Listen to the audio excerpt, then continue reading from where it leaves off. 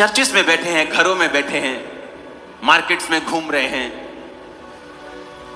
लेकिन क्या उनको मालूम है कि जीसस क्राइस्ट का जन्म क्यों हुआ?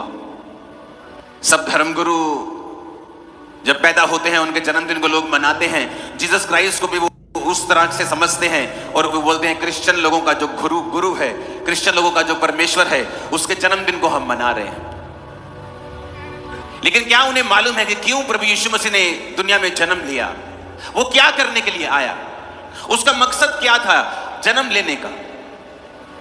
और ये मकसद क्या था आज आपको मैं समझाऊंगा। और मेरा ये विश्वास है कि ये मैसेज जब आज शुरू होगा, ये इस इंडिया के कोने कोने और दुनिया के कोने कोने में 2025 में जाएगा और हजारों, लाखों और करोड़ों लोग परमेश्वर को ग्रहण करेंगे। यशायाह 9 उसकी 1 से 7 आयत में लिखा है, तो भी संकट भरा अंधकार जाता रहेगा। पहले तो उसने जबलून और नप्ताली के देशों का अपमान किया, परंतु अंतिम दिनों में ताल की ओर से यरदन के पार की अन्य जाति के गलील को वो महिमा देगा। जो लोग अंधियारे में चल रहे थे उन्होंने बड़ा उजियाला देखा। जो लोग घोर अंधकार से भरे हुए मृत्यु के देश में रहते थे उन पर ज्योति चमकी। तूने जाति को बढ़ाया, तूने उनको बहुत आनंद दिया। जीसस क्राइस्ट ने कहा, तो भी संकट भरा अंधकार जाता रहेगा। यह किसी देश की बात नहीं कर रहा। हाँ, इस वचन में वो एक देश की बात कर रहा है, क्योंकि वचन कहता है परमेश्वर का जब सुसमाचार शुरू हुआ तो जबलून और नप्ताली के देश से हुआ। वचन कहता है उस देश का बहुत अपमान हुआ था, उस देश का बहुत निरादर हुआ था, क्योंकि जब आप परमेश्वर से दूर चले जाते हैं आपका निरादर होता है। लोग बोलते हैं मेरा पति मेरा निरादर करता है बहुत, मेरा पति मेरी इज्जत नहीं करता, मेरी पत्नी मेरे बच्चे मेरी इज्जत नहीं करते, वो मेरा निरादर करते हैं, मेरा समाज मुझे इज्जत नहीं देता, वो मेरा निरादर करता है। आज समाज में निरादर होता है, तू छोटी जाति का है, तू बड़ी जाति का है, लेकिन जब कोई चर्च में आता है, वचन को सुनता है, परमेश्वर को ग्रहण करता है, आज हम सब जातियां एक तरह से एक ही छत के नीचे बिना भेदभाव के बैठी हैं। आपका आदर परमेश्वर कर रहा है। परमेश्वर ने कहा, तो भी संकट भरा अंधकार जाता रहेगा। पहले तो उसने जबूलून और नप्ताली के देशों का अपमान किया, परंतु अंतिम दिनों में वो अन्य जाति को गलील को महिमा देगा। परमेश्वर ने वचन में लिखा है, जब जीसस क्राइस्ट ने प्रचार करना शुरू किया तो जबूलून और नप्ताली के देश से, गलील की झील से उसने प्रचार करना शुरू किया। जिन लोगों को अपमान मिला था, जिन लोगों को निरादर मिला था, परमेश्वर ने वहां पर जाकर बताया कि अब मैं जन्म ले चुका हूं और तुम्हारा निरादर अब मैं खत्म कर दूंगा। आज जितने लोग यीशु मसीह को अपना उद्धारकर्ता ग्रहण करते हैं, वो यीशु मसीह में धर्म नहीं बदल रहे। पूरी बाइबल में ईसाई धर्म नाम का एक भी शब्द तक नहीं है।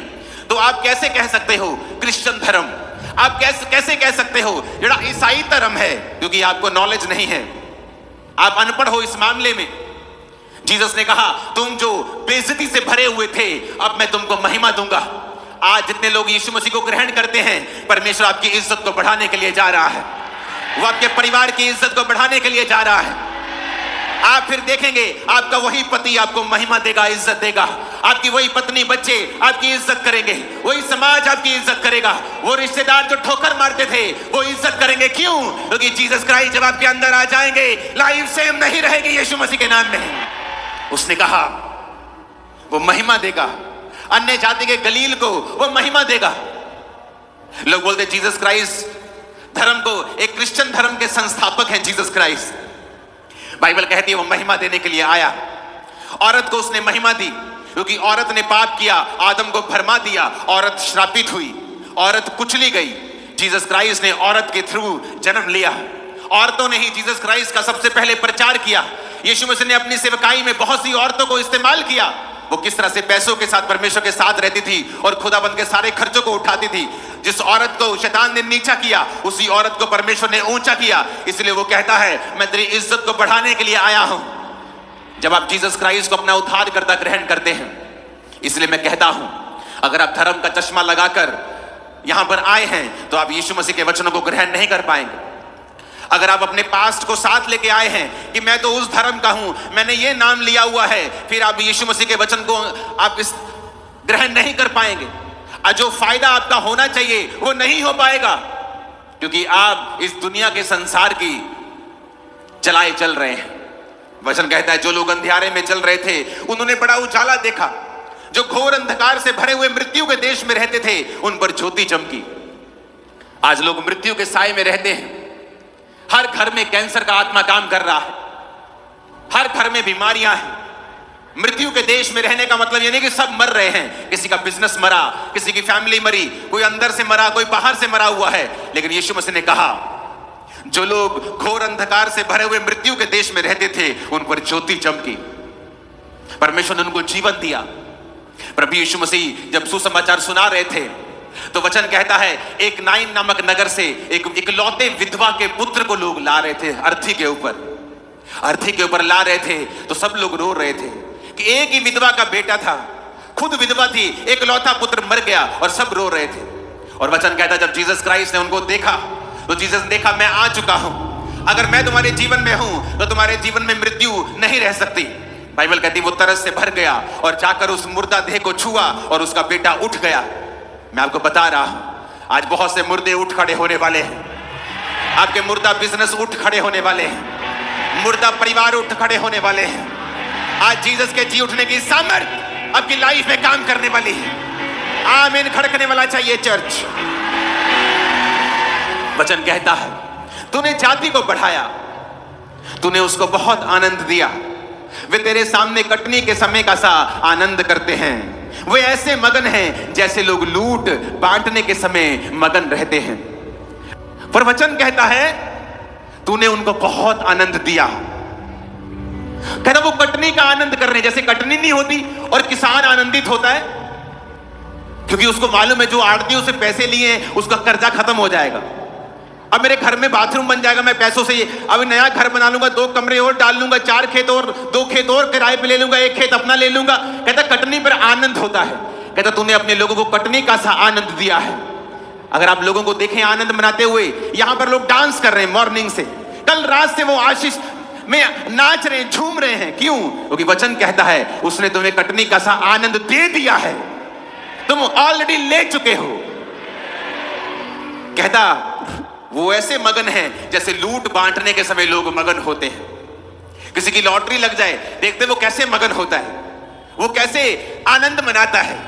वैसे ही आनंद आज क्रिश्चियन लोग कर रहे हैं, जो आत्मा से भरे हुए हैं। वैसा ही आनंद आज आप लोग कर रहे हैं। ये किसने दिया? परमेश्वर ने दिया। 2004 से मैं क्रिसमस मना रहा हूं, मैं वैसे ही आनंदित रहता हूं 2004 से ही। तब मैं चंगा नहीं हुआ था भी, लेकिन फिर भी आनंदित था क्योंकि मेरे को मालूम था मैं ऐसे परमेश्वर के पास आ गया हूं जो मुझे चंगा कर सकता है। अगर मेरी बीमारियों से मुझे उसने आजाद कर दिया है, मेरे नशों से मुझे आजाद कर दिया है, उस नशे से कोई मुझे आजाद नहीं कर पाया। सुबह 12 बजे नशा छोड़ता था, नहीं करता था 12 बजे तक, तो फिर घूमता था। मैं आनंदित था 2004 में कि परमेश्वर ने मुझे आजाद किया। 5 में, 6 में, 7 में, आज 24 आ गया, 20 साल हो गए। मैं आनंद में झूम रहा हूं क्योंकि यह आनंद मुझे किसी इंसान ने नहीं, परमेश्वर ने दिया है। किसी इंसान ने दिया होता तो जब वो मुझसे नाराज होता मुझसे छीन लेता। ये तूने मुझे बर्थडे विश नहीं किया, दे मेरा आनंद, तो मेरे कहने में आया नहीं, मेरा आनंद वापस कर दे। लेकिन बाइबल कहती है आनंद तुम्हें परमेश्वर ने दिया है, और यही आनंद वो देने के लिए इस पृथ्वी के ऊपर आया। मैं आपको बता सकता हूं आज लोग फेक लाइफ जीते हैं, खरबों रुपया होने के बावजूद भी वो खुश नहीं है, आनंदित नहीं है। लेकिन आज देखो आप आनंदित हो, मैं आनंदित हूं अपनी जिंदगी से। अब आप आनंदित हैं क्योंकि ये आनंद हमें परमेश्वर ने दिया है। उसने कहा तूने जाति को बढ़ाया, तूने उनको बहुत आनंद दिया है। 4 आयत में लिखा क्योंकि तूने उनकी गर्दन पर के भारी जुए, उनके बहंगे के पांस और उन पर अंधेर करने वालों की लाठी और इन सबों को ऐसा तोड़ दिया है जैसे मिथानियों के दिन में किया था। क्योंकि युद्ध में लड़ने वाले सिपाहियों के जूते और लहू में लथड़े हुए कपड़े सब आग का कोर हो जाएंगे। 6 आयत में लिखा क्योंकि हमारे लिए एक बालक उत्पन्न हुआ। खींच के हालेलुया बोलो जरा। हमें एक पुत्र दिया गया है, हालेलुया। प्रभुता उसके कांधे पर होगी, उसका नाम अद्भुत युक्ति करने वाला, पराक्रमी परमेश्वर, अनंत काल का पिता और शांति का राजकुमार रखा जाएगा। उसकी प्रभुता सर्वदा बढ़ती रहेगी उसकी शांति का राज का अंत ना होगा।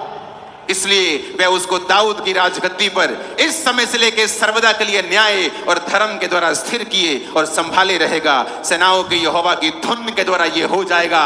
ऊंची आवाज से बोलो हालेलुया। वचन में लिखा है यशाया 2 और उसकी 4 आयत में, कहता वह जाति जाति का न्याय करेगा, देश देश के लोगों के झगड़ों को मिटाएगा। वे अपनी तलवारें पीट कर हल के फाल और अपने भालों को हंसियां बनाएंगे। तब एक जाति दूसरी जाति के विरुद्ध फिर तलवार न चलाएगी, ना लोग भविष्य में युद्ध की विद्या सीखेंगे। कैसे ये दुनिया आज 400 करोड़ क्रिश्चियन लोगों से भरी हुई है, क्योंकि हमारा परमेश्वर ये सिखाता है कि तुम्हें तलवार चलाने की जरूरत नहीं। कहता भविष्य में तुम तलवार की शिक्षा नहीं सीखोगे। आज कोई आपका विरोध करता है, चर्च कभी नहीं कहती तलवार ले जाओ और उन लोगों के खिलाफ खड़े हो जाओ। इसलिए हम 400 करोड़ हैं, आज के बाद 401 करोड़ हो जाएंगे। कहता भविष्य में लोग युद्ध की विद्या नहीं सीखेंगे, आत्मा से भरे हुए मिलेंगे। Hallelujah, hallelujah. परमेश्वर का वचन कितना शानदार है, तसल्ली देने वाला है। उसने कहा तुम्हारी गर्दन पर के जुए को वो तोड़ डालेगा। अंधेर करने वाले की लाठी जो तुम पर शैतान की बचती थी दुखों की, वो तोड़ डालेगा। जब सिर पर जुआ होता है, वो औरतों के जो पट्टे उठाकर चलती, कभी उनको देखा है? सिर पर पट्टों की पंड होती है, और जब वो कोई बोलता है कि बहन जी कितना, वो ऐसे आंखों से देखती है कि ठीक है जी, क्योंकि वो ऊंचा नहीं देख सकती, इधर नहीं, गर्दन नहीं घुमा सकती। जीसस ने कहा वो तुम्हारे जुए को तोड़ डालेगा। उसका वचन कहता है जो जुआ तुम्हारे सिर के ऊपर है, जो शैतान ने बीमारी का डाला, गरीबी का डाला, श्रापों का डाला, उसने कहा वो जुआ तुम्हारी गर्दन पर से वो तोड़ देगा। वो लाठी अंधेर करने वालों की जो तुम्हें मारती है, शैतान की लाठी, कि जैसे मैं कुछ अच्छा करने वाला होता हूं मेरे घर में बीमारी आ जाती। जैसे हम अपना घर बनाने लगते हैं, कोई एक्सीडेंट हो जाता है, हम कर नहीं पाते, ये लाठी है शैतान की। और परमेश्वर ने कहा हमें एक बालक दिया गया है, जो कोई उस बालक को ग्रहण करेगा कि वो हमारे लिए आया, परमेश्वर उस अंधेर करने वालों की लाठी को तुम्हारे जीवन से तोड़ देगा। वो जुआ